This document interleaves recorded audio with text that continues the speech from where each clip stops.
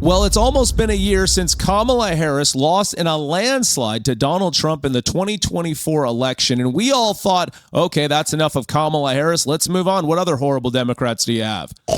But no, Kamala Harris had to write a book. It's called 107 Days.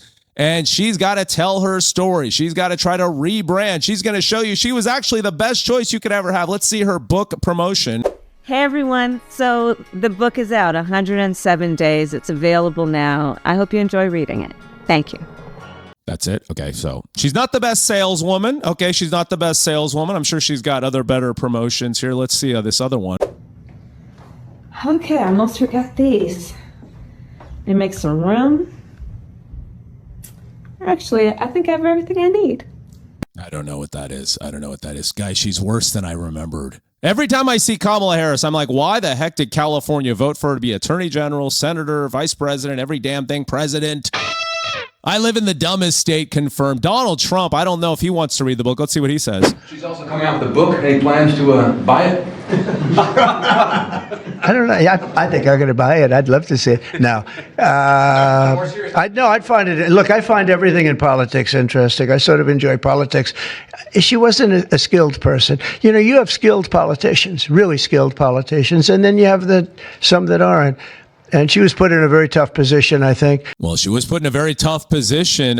She's not that smart. She's not that good at her job. She has nothing to talk about. And all she knows how to do is cackle and be angry and bitchy, and not a very good skill set. Check out what they said about her on Real Time with Bill Maher on HBO. And I just read Kamala Harris's new book, 107 Days. No, you didn't. I did? No, you didn't.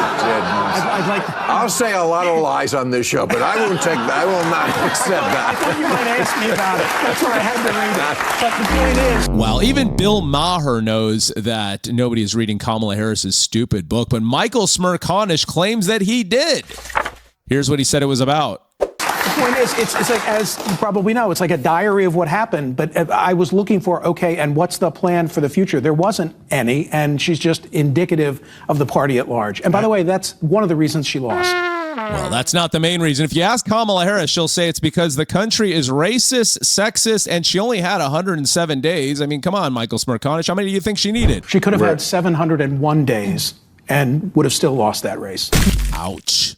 Michael Smerconish giving Kamala Harris no respect. Bill Maher, what do you think? 107 days, way too many for anybody, but including her. Right. But the more they got to know her, the less they liked her. Well, Donald Trump disagrees. Donald Trump thinks they should have had more interviews with Kamala Harris. Maybe that would have helped her. But she didn't do any interviews or anything, which was strange. Not even friendly interviews with friendly reporters like her, right there, a really friendly reporter. And you know what happened? People said, what's wrong with her? Why isn't she doing? She made a mistake. She should have done interviews. Well, now she is doing interviews. Here she is being interviewed about Joe Biden and his cancer diagnosis and reaching out to him. I want to get to some news that just came out today with President Biden. His spokesperson said that he is going to now start doing radiation for his prostate cancer. Have you talked to him about it? I called him earlier. Mm-hmm. How's he doing? I have not talked to him. I just left him a message after I heard the news. I was otherwise on the event, at the event. So you called him, but he didn't answer the phone and you left a voice message? Wow, you really got caught in that one. Donald Trump, do you really think more interviews would have helped out Kamala Harris? Let's look at the rest of this. I think Joe Biden is a fighter, and that is what I told him and left him a message. He's a fighter, and he's going to fight this. And we're going to hold him up and pray for his recovery and for his strength and for his family. You write about him a lot in the book. Have you talked to him about the book? Yes. Yeah. What did he say? I'm not going to tell you. Oh, come on, it's just you and I. Yeah, right. Wow, Kamala Harris can't even give some scoop to a brother right here. This guy looks ridiculous, by the way. What are you doing looking like that, being on TV? You're on national television. Clean yourself up a little bit, brother. You look ridiculous. Kamala Harris basically saying no with her face as she says, Joe Biden's going to get better. He's a fighter, blah, blah, blah. Look at me shaking my head no because I don't know how to do proper body language because I'm an inauthentic person. I think she's horrible in interviews personally. Let's see what happened on the stage. This is when she's out on the stage on her book tour. Look at how she comes out. This is a different Kamala Harris. She's got a little bit of punch. So we have an election for president of the United States. The sitting president is running for re-election. 3.5 months before the election, he decides not to run. The sitting vice president then decides to run and steps up against a former president who had been running for 10 years with 107 days to go. And it was the tightest, closest presidential election in the 21st century. That's a bizarre flex, Kamala Harris. That is some DEI candidate stuff. I lost the closest election in the 21st century. Look at me, I'm Kamala Harris. Trump was impeached like 2-3 times, was a convicted felon. Everyone thinks he's a Nazi and all this stuff, and you still couldn't beat him? Even after all the stealing the elections and everything you guys did, you still couldn't beat him, Kamala Harris? You're bragging about it was a close election. It wasn't close. You lost in a landslide. When the other guy gets 300 plus electoral votes and you don't even get close in any of the blue wall states, you didn't even threaten in Florida or North Carolina or Georgia. Diabetes. It wasn't close, Kamala Harris. You got blown out in all these states. Any Democrat could have gotten as many votes as you. Any Democrat. Most Democrats probably would have won. That's how bad she was. Give those emotions, give that experience to those people that you're writing about and writing for. It gets back to my point about helping people just put a label on it, even if it doesn't change the circumstance. What? Because there's so much about this moment that is trying to make people feel like they've lost their minds. When in fact, these motherfuckers are crazy.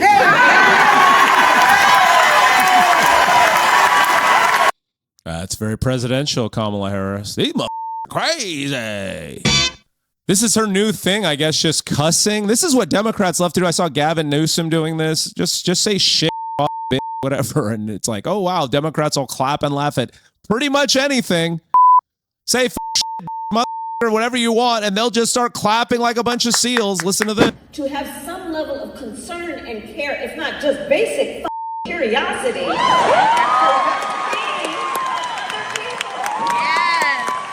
Yeah, you don't have the temperament to be a president. Who says that? Some basic curiosity.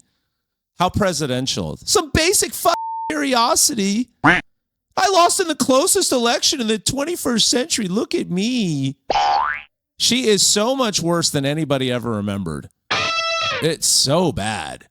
And dropping F-bombs, Democrats, is cringe when you guys do it. If you're going to cuss, make it sound cool. Don't make it seem like you're like, okay, I'm going to say the F word. Get ready, get ready.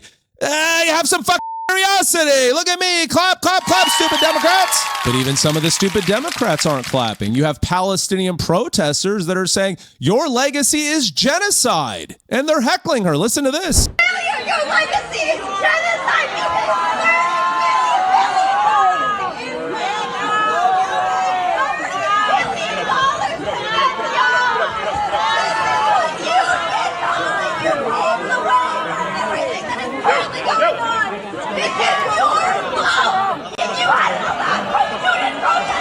You know what? I am not president of the United States. You want to go to the White House and talk to him? So even right there, Kamala Harris cannot take any responsibility. The protester is saying, your legacy is genocide. And Kamala Harris is like, I'm not president. Go talk to the president about that. You were the vice president for 4 years. She's saying your legacy is genocide. Do you even understand what the heck is going on? Jeez, Kamala Harris, you suck. Your legacy is genocide! War criminal! So right there, Kamala Harris is not getting the point. Your legacy is genocide. That's what they're saying. They're saying Israel moved in on your watch, Kamala Harris, as you were vice president. She doesn't see that. She doesn't have any control of the room. Look at this other one.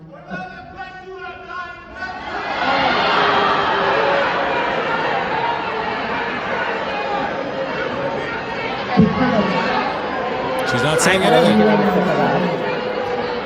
Say something, Kamala. Come on, what do you got? Say something smart, leader. Come on, Kamala, say something. Your legacy is genocide. She's got nothing, guys. She's got absolutely nothing. You know, I hate that I have the same person that was telling people not to vote. I hate that I have to keep pointing this out, but we are living in really bad. I think that she thought that was going to be a mic drop moment, and nobody laughed, and no one thought it was very good. Kamala Harris, you are not winning over your own audience. Just sitting there while they chanted her, your legacy is genocide. Kamala Harris has absolutely nothing to say. Just looking around the room. Oh, yeah, what time is it? I wonder what time it is. How much time before this stupid grift is over? Your legacy is genocide. Are you one of those people that said don't vote? That's a horrible line, Kamala Harris. We'll start with an expert question from someone who has a very unique insight into President Trump, Hillary Rodham Clinton. Good. Take a look. Oh. Hello, Kamala. Well, I know that you're on stage with Kara Swisher, and I want to know this. I debated Trump 3 times. You debated him once. He wouldn't debate you again. We beat him 4 times. Do you think we're the reason he is so unhinged today? Right? She enjoyed doing that. Wow, that's quite the cope, Democrats. Yes, it's Trump that's unhinged. He can't get over the fact that he lost a couple of debates to Hillary Clinton and Kamala Harris. He can't get over the fact that he lost some debates that nobody remembers, yet won the presidency. And that's why he's unhinged. I mean, what world do Democrats live in? Does anyone buy this? Yeah, Trump is the one that's unhinged, even though I'm writing books that nobody cares about, even though I'm going out and doing stupid book tours nobody cares about, and calling him a white supremacist and a Nazi and an authoritarian dictator. She even called him a communist dictator. Listen to this. A tyrant. We used to compare the strength of our democracy to communist dictators. That's what we're dealing with right now in Donald Trump. And these titans of industry are not speaking up. Yeah, so it's never the Democrats' fault. It's never Kamala Harris's fault. It's never Hillary Clinton's fault for being horrible candidates. It's the titans of industry weren't supporting them enough, guys. That's the problem. It's that the system wasn't supporting them enough. Even though they wouldn't be where they are if they were a man, Kamala Harris was only chosen because she's a quote-unquote black woman, half Jamaican. I don't know, does that even count? I mean, what a pathetic bunch of candidates. Yeah, Trump is the one that's unhinged. Trump is the one that can't get over the fact that he lost to you in some debates. What is wrong with their brains? Let's play one more. I can't take any more of her. I mean, one of the things that I've talked about in the book is I predicted just about everything except I did not predict the capitulation. I did not predict the universities, the law firms, the CEOs, the titans of industry who have bent a knee at the foot of a tyrant. I did not predict that.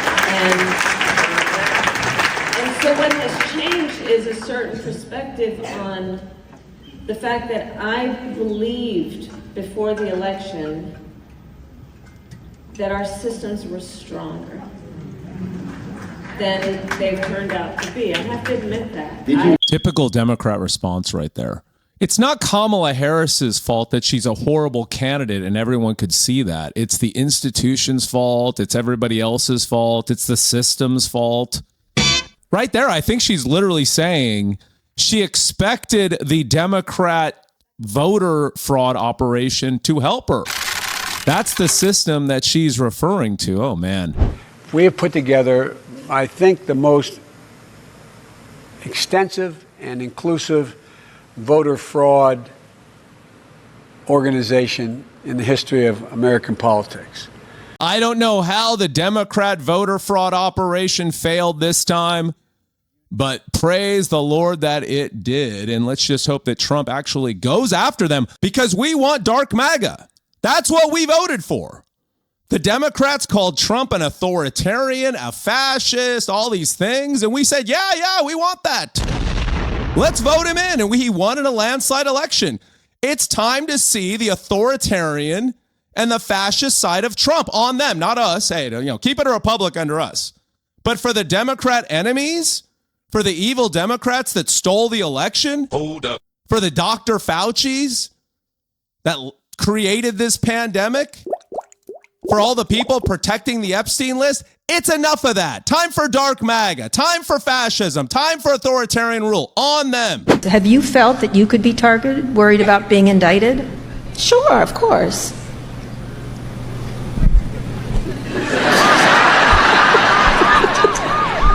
Yes, of course. So I hope you enjoyed this video. Please like and subscribe. I'm going to come up with lots of Democrat slop for you guys. I mean, you guys love the Democrat cringe. You guys go back and watch the election recaps over and over. We are going to fill your cup with as much liberal tears as we can, but you guys got to pace yourself. Too much of this, it's going to mess you up. But anyway, I hope you enjoyed this episode. Stay blessed. Have an amazing day. I'll see you in the next one. Do you think that Kamala Harris would be a strong candidate in 2028? Candidate? Yeah, absolutely. Yeah, I mean, she was the nominee last time. I think you would encourage her to run? I think she would be incredibly strong.